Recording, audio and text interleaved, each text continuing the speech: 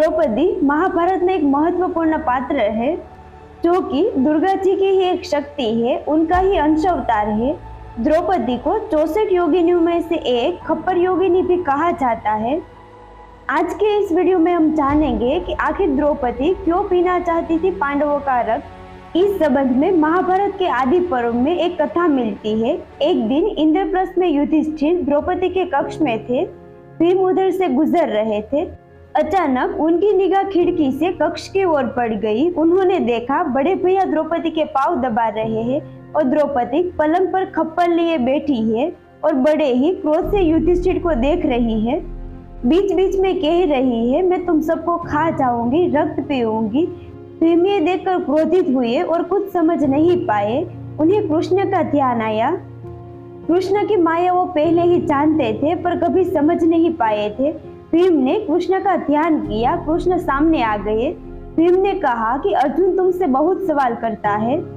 मैं आयु में तुमसे और अर्जुन दोनों से बड़ा हूँ, इसलिए आज मुझे भी कुछ बता दो। इस पर कृष्ण ने कहा, पूछिए क्या पूछना चाहते हैं। भीम ने कहा, तुम्हारी माया क्या है, मुझे भी दिखा दो। इस पर कृष्ण कहते हैं, अच्छा आज की रात आप चुपचाप वन में चले जाइएगा और तालाब के किनारे एक वृक्ष है, उस पर बैठ जाइएगा। भीम ने ऐसा ही किया। उधर रात हुई और अचानक ही वहां प्रकाश फूटा और सरोवर के किनारे कई सिंहासन लग गए। थोड़ी देर में इंद्र, मारुत आदि देवता और योग योगिनियां भी प्रकट हुई। इसके बाद भीम ने देखा कि द्रौपदी अपने उसी भयानक रूप में चली आ रही है। पीछे पीछे महाराज युधिष्ठिर समेत उनके सारे भाई और सबसे पीछे नारायण भी है। द्रौपदी सबसे ऊंचे सिंहासन पर बैठ गई। युधिष्ठिर ने फिर से क्षमा मांगते हुए अभयदान मांगा तो द्रौपदी क्रोध में फुफकारने लगी।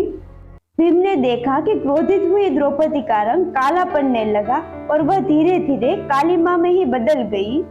अब वहां जो भी योगिनी उपस्थित थी वह सब रक्त दे ही कहने लगी और खप्पर पटकने लगी। भीम यह देखकर मूर्छित हो गए। होश आया तो सामने कृष्ण खड़े थे। उन्होंने पूछा कि क्या देखा। भीम ने कहा, आपके माया।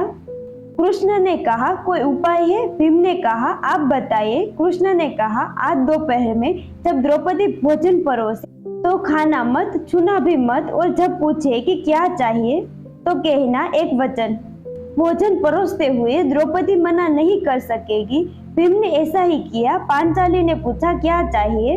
भीम ने तपाक से कहा, हम पांचों को अभयदान।